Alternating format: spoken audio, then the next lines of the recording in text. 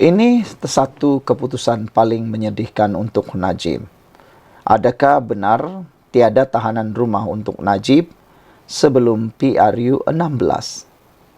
Anwar Ibrahim berpandangan bahawa Yang di-Pertuan Agong hanya patut mempertimbangkan tahanan rumah kepada Najib Razak selepas kes Wan MDB yang dihadapinya selesai menjalani perbicaraan di mahkamah. Menegaskan beliau tidak akan sesekali mengenepikan kuasa agung. Perdana Menteri berkata, sornya itu hanya akan dikemukakan jika diminta oleh baginda.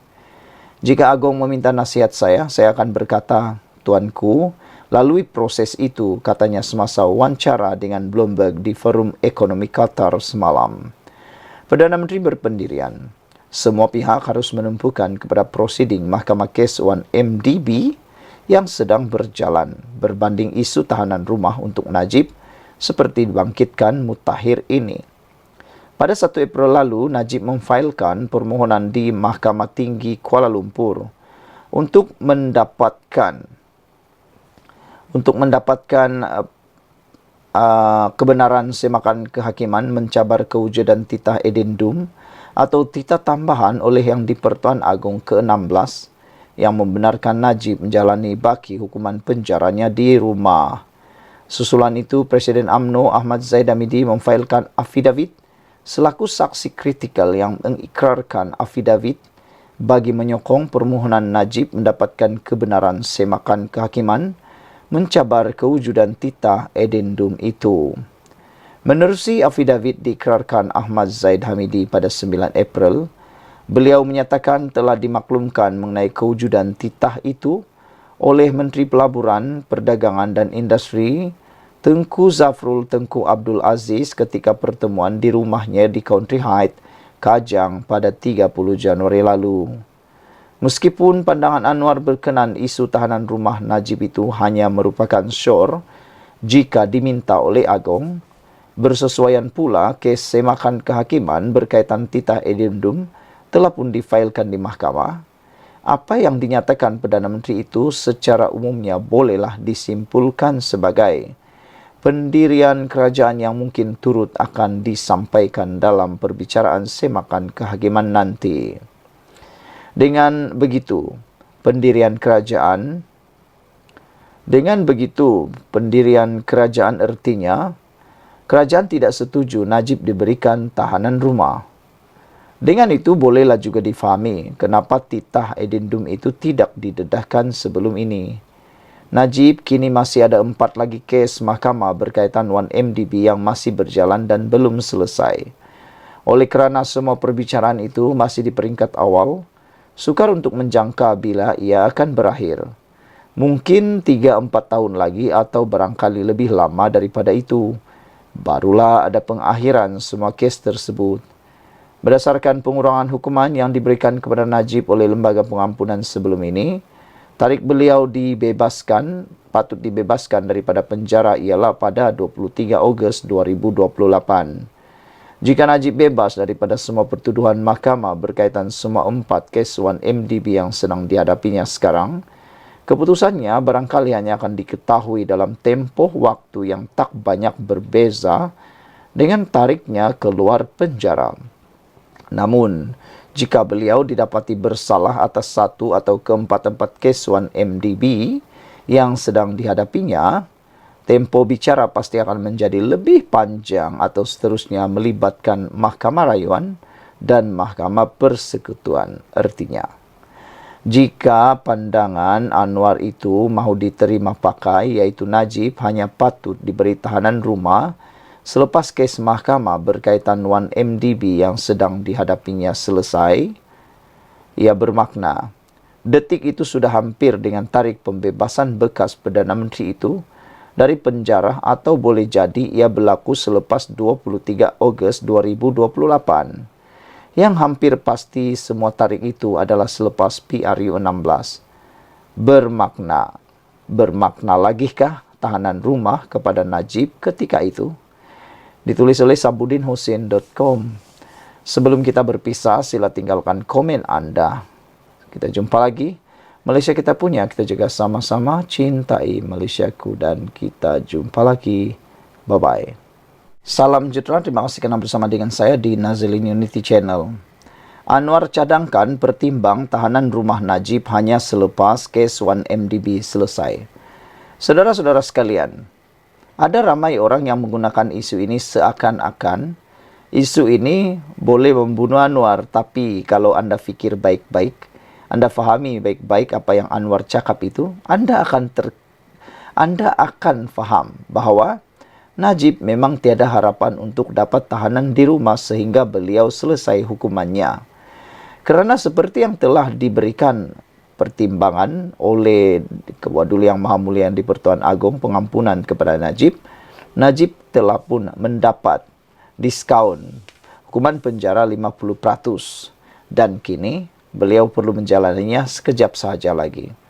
Berbanding dengan kes 1MDB Najib yang lama lagi, terlalu jauh lagi untuk selesai, bermaksud selagi Najib belum selesai kes itu, sama ada dia bersalah atau tidak, Anwar ataupun kerajaan tidak akan bercadang untuk mempertimbangkan tahanan rumah Najib. Dengan kata yang lain, ada win-win situation di sana. Anwar Ibrahim tidak akan pertimbang tahanan rumah Najib selagi kes 1MDB tidak selesai. Inilah yang sebenarnya disukai oleh rakyat. Kerana ramai rakyat yang bertanya, kalau Najib diberikan pertimbangan tahanan rumah, tiba-tiba beliau kalah pula dalam kes 1MDB yang masih banyak berjalan, apa pula yang akan berlaku? Takkanlah Najib akan terus tinggal di dalam rumah. Bagaimana pula dengan kesalahan baru tersebut kalau dia tidak jatuhi atau didapati bersalah? Itulah persoalannya. Jadi jawapan Anwar Ibrahim ini cukup tepat, padu dan padat. Datuk Seri Anwar Ibrahim berkata, Datuk Seri Najib Razak perlu melalui proses yang sedang berjalan, termasuk perbicaraan di mahkamah membabitkan kes 1MDB. Perkara itu ditegaskan Perdana Menteri ketika ditanya mengenai pendirian beliau terhadap isu pengampunan Najib, terutama membabitkan titah addendum berkait tahanan di rumah ketika sesi temu bual di Sempena Forum Ekonomi Doha.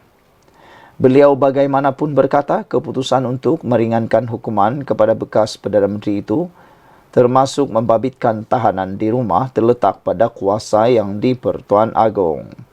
Sama ada beliau perlu dibenarkan menjalani tahanan di rumah. Pendirian kami ketika ini adalah ikuti proses yang sedang berjalan, yaitu kes mahkamah dan biarkan Agong yang putuskan, kata Anwar. Ketika ini ada proses yang sedang berjalan, ada kes membabitkan 1MDB. Dan biarkan proses itu berjalan, kata Anwar Ibrahim lagi. Tambah Anwar lagi, seandainya diminta memberikan pandangan oleh yang di-Pertuan Agong, nasihat beliau juga akan sama. Bermaksud, jika yang di-Pertuan Agong minta pandangan saya akan nasihatkan tuanku untuk ikut proses. Tetapi perlembagaan memberikan kuasa kepada Agong untuk akhirnya membuat keputusan, kata Anwar lagi. Jadi, saya sebagai Perdana Menteri tidak seharusnya mendahului Agong, katanya. Tambah Anwar lagi, Najib mempunyai hak untuk membuat rayuan pengampunan daripada yang di-Pertuan Agong. Dan beliau sudah berikan segala bantuan yang mungkin supaya bekas Perdana Menteri itu dilayan secara adil. Dalam kes dihadapi Najib, dia sudah menjalani proses dan kini menjalani hukuman penjara. Sudah tentu beliau ada hak untuk menyeru pengampunan, merayu pengampunan daripada Agong, dan saya nasihat baginda supaya melayaninya seperti mana rakyat Malaysia lain yang turut membuat permohonan sama, katanya. Pada 1 April lalu, Najib 70 tahun memfailkan permohonan di Mahkamah Tinggi Kuala Lumpur untuk mendapatkan kebenaran semakan kehakiman mencabar kewujudan titah addendum atau titah tambahan yang di-Pertuan Agong ke-16. Susulan itu, Presiden UMNO Datuk Seri Dr. Ahmad Zain Hamidi memfailkan afidavit selaku saksi kritikal yang mengikrarkan afidavit bagi menyokong permohonan Najib mendapatkan kebenaran semakan kehakiman mencabar kewujudan titah addendum itu. Menerusi afidavit diikrarkan Zahid Hamidi, pada 9 April beliau memaklumkan mengenai kewujudan titah itu oleh Menteri Pelaburan, Perdagangan dan Industri Datuk Seri Tengku Zafrul Tengku Abdul Aziz ketika pertemuan di rumah Presiden UMNO di Country Heights, Kajang pada 30 Januari lalu. Titah Edindum berkenan supaya bekas Perdana Menteri itu menjalani tempoh pemenjaraan selama 6 tahun di rumah. Sekian untuk kali ini. Jangan lupa tinggalkan komen anda, tekan butang subscribe. Salam sejahtera, terima kasih kerana bersama dengan saya di Nazilin Unity Channel. Pastinya isu kali ini paling menarik. Isu tahanan rumah Najib dibincang minggu depan. Wow, ini memang luar biasa menariknya. Adakah Najib akan dapat penahanan rumah atau bagaimana? Isu tahanan rumah membabitkan bekas Perdana Menteri Datuk Seri Najib Razak dijangka dibincangkan lebih lanjut dalam mesyuarat Jemaah Menteri minggu depan. Perkara itu dimaklumkan Menteri Komunikasi Fahmi Fadzil pada sidang akbar selepas mesyuarat Jemaah Menteri hari ini. Fahmi bagaimanapun berkata, isu itu tidak dibincangkan dalam mesyuarat Jemaah Menteri tadi yang dipengerusikan Timbalan Perdana Menteri Datuk Seri Ahmad Zahid Hamidi. Sebelum ini, Anwar berpandangan yang di Pertuan Agong hanya perlu mempertimbangkan tahanan rumah kepada Najib selepas kes 1MDB dihadapi bekas Perdana Menteri itu selesai. Isu tahanan rumah Najib dibincang minggu depan. Saudara-saudara sekalian, yang lebih menarik lagi dalam isu kali ini ialah apabila Azmin Ali pernah kalah 3 kali kepada Amiruddin oleh Adun Bersatu. Pilihan raya kecil PRK Dun Kuala Kubu Bahru secara signifikan lebih kepada pertembungan antara pengerusi Bersatu Selangor, Azmin Ali dan Menteri Besar Selangor, Amiruddin Syari. Bekas pengerusi Bersatu Selangor Abdul Rashid Asyari berkata, keputusan PRK itu menyaksikan Azmin tewas buat kali ketiga di tangan Amiruddin. Menurutnya, kekalahan pertama Azmin kepada Amiruddin ialah pada pilihan raya umum ke-15 diikuti pilihan raya negeri dan PRK Kuala Kubu Bahru. PRK Kuala Kubu Bahru sebenarnya pertembungan antara Azmin dan Amiruddin. Jadi sekarang jelas, Amiruddin menang 3 kali, dia mengalahkan si Azmin, kata Adun Selat Kelang itu dalam wawancara bersama Malaysia Kini. Pakatan Harapan berjaya mempertahankan Dewan Undangan Negeri Kuala Kubu Bahru Sabtu lalu selepas calonnya Pang Syok Tau hari ini menang dengan pilihan raya. Dalam pilihan raya itu dengan majoriti besar 3,869 undi. Bekas Setiausaha Agung Akbar kepada Menteri Perumahan dan Kerajaan Tempatan itu memperoleh 14,000 undi. Sementara itu, Abdul Rashid berkata faktor calon merupakan penyumbang utama yang menyebabkan Bersatu kalah pada PRK berkenan. Katanya, kontroversi yang menyelubungi calon berhubung isu pendidikan selain kempen ekstrim, PAS turut menyumbang kepada kekalahan Perikatan Nasional. Faktor calon daripada awal calon PN dah ada kontroversi tentang keputusan pendidikan dan sebagainya. Saya juga terkejut, dia ada master. Dia dulu dengan saya lama sejak awal penubuhan Bersatu Selangor. Sepanjang masa saya tidak tahu dia ada master. Saya tahu dia ada diploma, tapi saya tak tahu dia ada master. Mesti orang tanya, mana ijazah? Katanya lagi. Saudara-saudara sekalian, berbalik kepada isu Najib, adakah Najib akan dapat tahanan rumah seperti yang dikehendakinya, ataupun Najib akan terus tinggal di penjara Kajang sehingga kes 1MB beliau dapat diselesaikan.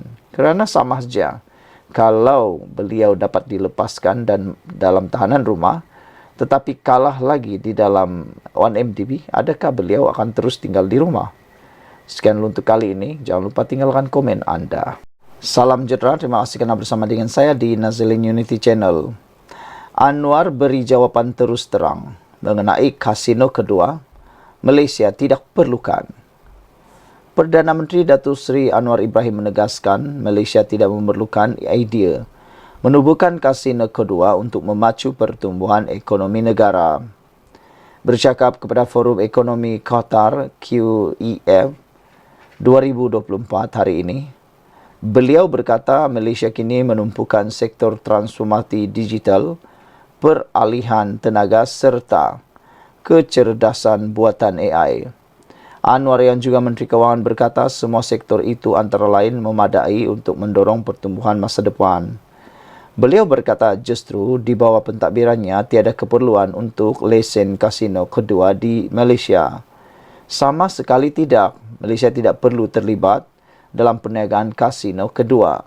Kami menumpukan transformasi digital, peralihan tenaga dan AI dan kami percaya ini adalah antara industri yang mencukupi untuk memacu negara ke hadapan, kata Anwar Ibrahim ketika menjawab soalan moderator Haslinda Amin dalam sesi pleno di Doha. Anwar ditanya sama ada Malaysia mempertimbangkan untuk membenarkan lesen kasino kedua di bawah kerajaan Malaysia Madani.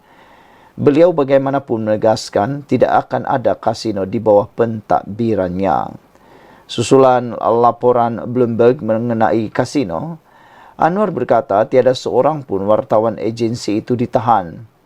Mahupun operasi media terbabit disekat. Katanya beliau hanya mahu fokus ke hadapan.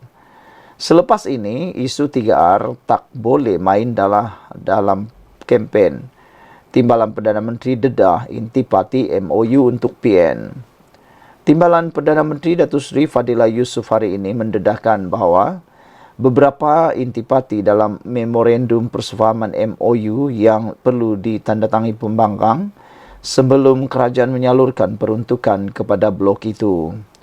Walaupun tidak banyak yang dikongsikan, namun syarat paling yang dinantikan semua pihak adalah larangan menggunakan isu 3R iaitu agama, kaum dan raja. Kata Fadilah, perincian selebihnya sedang dimuktamadkan untuk diserahkan kepada majlis tertinggi semua parti politik dalam kerajaan serta pembangkang untuk diluluskan. Kita masih memperincikan draft, tetapi gambaran MOU sudah saya berikan apa kandungannya, iaitu pertama, untuk fokus supaya semua ahli parlimen ini melihat bagaimana untuk membangunkan dan memulihkan ekonomi negara. Kedua, untuk memastikan kestabilan supaya kita dapat menarik seramai mungkin pelancong dan mengekalkan perkara yang boleh menyebabkan perpecahan. Dan mengelakkan perkara yang boleh menyebabkan perpecahan. Mengelakkan perkara yang boleh menyebabkan perpecahan, 3R, iaitu raja, bangsa, agama dan sebagainya, katanya lagi. Mesyuarat Majlis Pimpinan Tertinggi Sekretariat Kerajaan Perpaduan yang dipengerusikan Perdana Menteri Datuk Seri Anwar Ibrahim sebelum ini pada dasarnya bersetuju mengagihkan peruntukan kepada ahli parlimen pembangkang tetapi mahu MOU di antara kedua-dua pihak dirangka terlebih dahulu. Bagaimanapun, Perikatan Nasional PN memaklumkan akan membuat keputusan selepas meneliti terlebih dahulu syarat dalam draft MOU yang sedang disiapkan kerajaan. Sekian untuk kali ini, ikuti terus ulasan selepas ini. Salam sejahtera, terima kasih kerana bersama dengan saya di Nazilin Unity Channel. Kabar semalam yang hangat, 5 adun dikatakan bakal ditahan oleh SPRM, akhirnya ada jawapan. Kabar 5 adun Perlis bakal ditahan, SPRM akhirnya tampil, buka mulut dan buka cerita. Suruhanjaya Pencegahan Rasuah Malaysia, SPRM, tampil bersuara. Susulan laporan mendakwa, 5 adun di Perlis bakal ditahan dalam masa terdekat. Menurut Pengarah Kanan Bahagian Operasi Khas SPRM, Datuk Azmi Kamarul Zaman, dakwaan itu buat masa ini adalah tidak betul. Semalam Harapan Daily melaporkan identiti 5 wakil rakyat daripada PAS dan Bersatu didakwa telah disebut anak Menteri Besar Polis ketika siasatan SPRM. Sekumpulan anggota SPRM juga dilaporkan sudah berada di negeri itu selepas mendapat maklumat baharu. Azmi bagaimanapun turut menafikan kedua-dua perkara itu. Buat masa ini, dakwaan tersebut tidak betul, katanya menurut Sinar Harian. Sementara itu, kertas siasatan berkaitan salah guna kuasa dan penyelewengan membabitkan anak kepada Menteri Besar Perlis serta beberapa individu lain sedang dilengkapkan. SPRM menjangkakan hasil siasatan diperoleh pada minggu hadapan. Terdahulu sebelum itu, tular di media sosial mengatakan bahawa 5 adun di Perlis didakwa bakal ditahan SPRM dalam masa yang terdekat. Laporan itu telah mengejutkan ramai orang dan pelbagai spekulasi mula timbul, terutamanya spekulasi berkaitan dengan Menteri Besar Perlis dan juga anak Menteri Besar Perlis itu. Sehingga ada yang mula berteka-teki, sehingga ada yang mula menjangka, sehingga ada yang mula meramal, ada yang sehingga ramalan mereka itu keterlaluan, dan ada yang kata Perikatan Nasional di Perlis mungkin sudah sampai ke tahap akhirnya. Seorang pemimpin politik kanan di Perlis mendakwa 5 adun di negeri itu bakal ditahan Suruhanjaya Pencegahan Rasuah Malaysia SPRM dalam masa terdekat. Ia susulan penahanan anak kepada Menteri Besar Perlis yang ditahan agensi itu hujung April lalu atas dakwaan membuat tuntutan palsu terhadap kerja yang tidak dilaksanakan berjumlah RM600,000. Ketika dihubungi Harapan Daily, ahli politik itu mendakwa identiti 5 adun telah disebut sendiri oleh anak Menteri Besar Perlis Syafiq ketika siasatan oleh SPRM.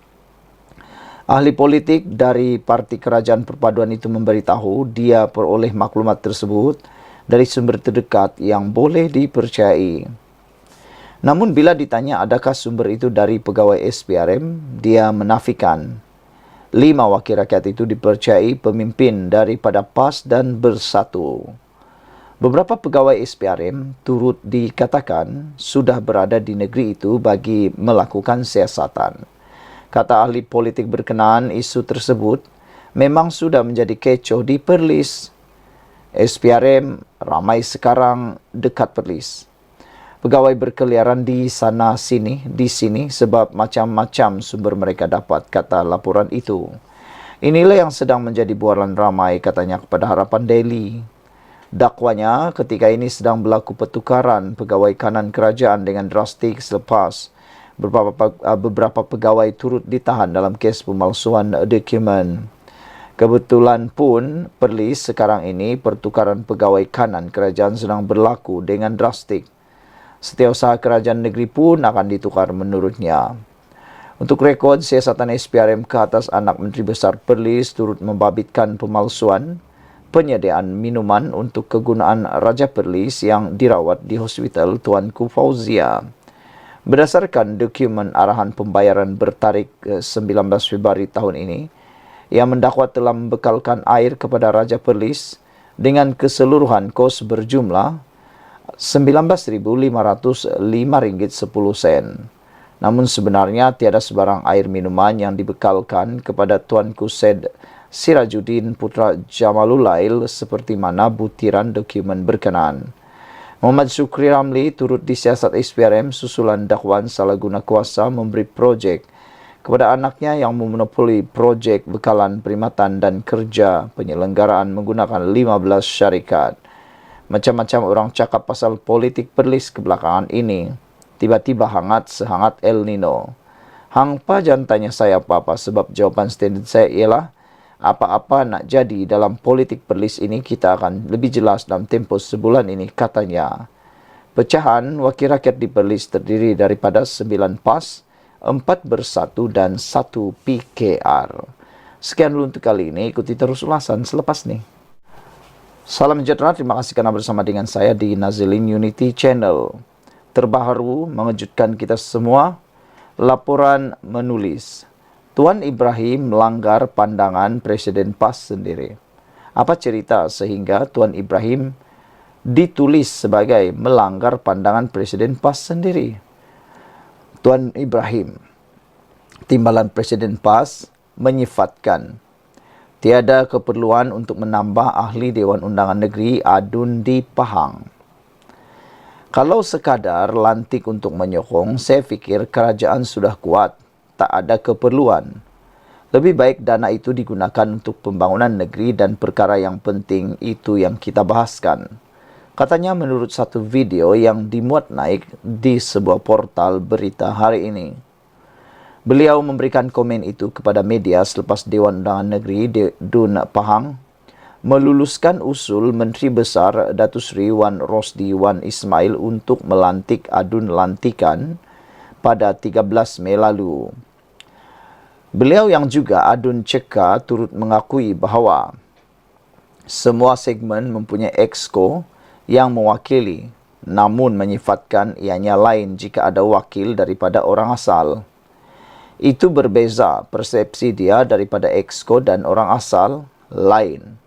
Demikian juga kalau kita tengok golongan orang kurang upaya OKU, profesional yang boleh mewakili dalam konteks pembangunan. Sebab itu kami lihat pertamanya tiada keperluan untuk menambah adun. Sebab tambah ini sebagaimana disebut Saudara Hamdan, 1.5 juta itu baru emolumen, belum masuk lagi peruntukan, ujar beliau lagi. Hari ini juga kita digemparkan dengan arahan daripada Anwar Ibrahim yang pastinya mengejutkan kita tapi memberikan kegembiraan kepada generasi akan datang. Anwar mengarahkan 100 pokok baharu perlu ditanam bagi setiap pohon yang ditebang. Kita sebagai generasi yang tinggal di Malaysia ini, kita bersetuju bahkan kita amat mengalu-alukan tindakan tegas daripada Anwar Ibrahim seperti itu. Betullah kita mengharapkan 1 pohon ditebang perlu diganti dengan 100 pohon baharu. Perdana Menteri Datuk Seri Anwar Ibrahim mengarahkan 100 pokok baharu ditanam semula bagi menggantikan pokok lama yang ditembang di Kuala Lumpur. Arahan itu hadir selepas berlaku beberapa kejadian pokok tumbang di sekitar ibu negara sehingga ada yang terkorban. Anwar mengeluarkan arahan tersebut menerusi hantaran di platform X. Saya telah memberi arahan kepada Datuk Bandar iaitu bagi setiap pohon yang terpaksa dipotong, 100 pokok baharu wajib ditanam semula, katanya. Terdahulu, Menteri Wilayah Persekutuan Dr. Zaliha Mustafa mengarahkan agar Dewan Bandaraya Kuala Lumpur menebang pokok-pokok yang berisiko tinggi. Pada masa yang sama, DBKL juga diarahkan menambah baik pelan pengurusan pokok rendang dan menyediakan garis panduan baharu berkaitan pokok berusia atau berisiko tinggi. Saudara-saudara sekalian, penjawat awam ditahan selepas ditahan salah guna jawatan kerana meluluskan RM12,000 untuk kegunaan diri. Seorang penjawat awam di Seremban ditahan Suruhanjaya Pencegahan Rasuah Malaysia kerana disaki menyalahgunakan jawatannya untuk memohon dan meluluskan dana berjumlah RM12,000 untuk kepentingan dirinya. Suspek lelaki yang berusia 44 tahun itu ditahan kira-kira jam 7 malam semalam ketika hadir di pejabat SPRM Negeri Sembilan. SPRM menahan seorang lelaki penjawat awam kerana disaki menyalahguna kedudukannya dengan membuat permohonan dan meluluskan pinjaman wang pada 2023. Ia untuk tujuan pendahuluan bagi kerja membaik pulih pusat mengumpul getah sebanyak RM12,000 melalui dana daripada Jawatan Kuasa Kemajuan Keselamatan Rancangan JKKR untuk kepentingan dirinya. Sumber itu berkata permohonan reman terhadap suspek dilakukan di Mahkamah Magistrate Sivil pagi ini. Suspek dibenarkan reman selama tempoh 7 hari bermula hari ini sehingga 21 Mei dan ditempatkan di lokap SPRM Negeri Sembilan sementara siasatan dijalankan lapor BH. Sementara itu, dakwaan penahanan tersebut disahkan pengarah SPRM Negeri Sembilan, Aukok Ahmad Taufik Putra Awang Ismail, yang memaklumkan kes disiasat mengikut Seksyen 23 Akta SPRM 2009. Sekian untuk kali ini. Jangan lupa tinggalkan komen anda, tekan butang subscribe. Kita jumpa lagi. Bye-bye. Salam sejahtera. Terima kasih kerana bersama dengan saya di Nazilin Unity Channel.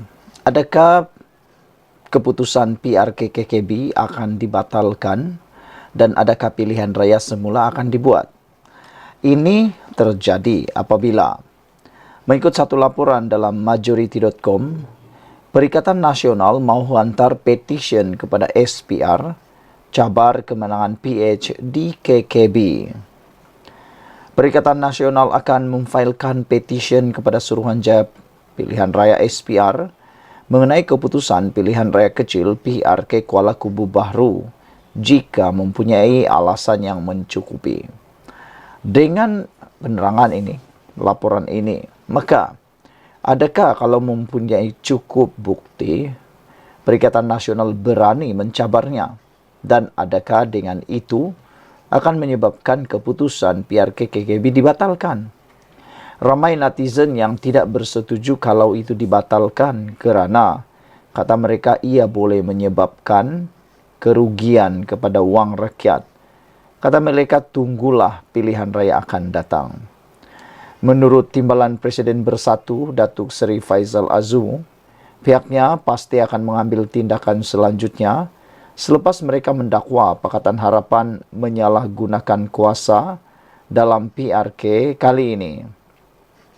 Kami akan lihat apa yang kami boleh buat dan semestinya kami akan ambil tindakan lanjut, katanya ketika sidang akbar di Pusat Operasi PN Batangkali pada Sabtu yang lepas.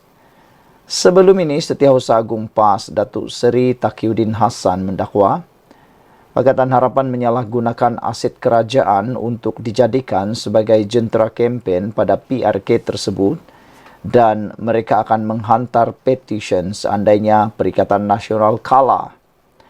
Dan jangkaan petisyen itu akan dihantar boleh berlaku kerana PH berjaya mengekalkan kerusi di Kuala Kubu Bahru apabila Pang Sok Tau menang dengan undi sebanyak 14,000. Dia menewaskan calon Perikatan Nasional Khairul Azhari Saud yang meraih 10,131 undi serta Niau Kizin bebas serta Hafiza Zainuddin Parti Rakyat Malaysia PRM. Dengan kedua-duanya cuma mampu memperoleh 188 dengan 152 undi. Dalam masa yang sama, Faizal menerima kekalahan tersebut dan menyatakan Perikatan Nasional akan bekerja lebih keras bagi memenangi pilihan raya akan datang. Faizal berkata jumlah keluar mengundi yang kurang turut memberi kesan kepada keputusan PRK kali ini. Kita mendapati kumpulan terutamanya golongan yang bekerja di luar tidak mengambil kesempatan kali ini untuk pulang mengundi, katanya. Kita lihat di situ ada peratusan yang rendah. Kalau dari segi boikot, saya lihat lebih kepada pihak yang sebelah sana yang kita lihat. Peratusan keluar mengundi juga kurang dalam 61% saja. Kami menerima keputusan itu dan akan bekerja lebih keras pada masa akan datang, katanya. InsyaAllah kami akan kembali semula di Kuala Kubu Bahru, ujar Faizal lagi. Saudara-saudara sekalian, dengan ini adakah Perikatan Nasional benar-benar berani mencabar keputusan ini melalui petisyen dan benarkah mereka mempunyai bukti? Kalau tiada, maknanya itu hanya satu provokasi dan propaganda murahan. Sekian dulu untuk kali ini. Jangan lupa tinggalkan komen Anda. Sila tekan butang subscribe. Jumpa lagi.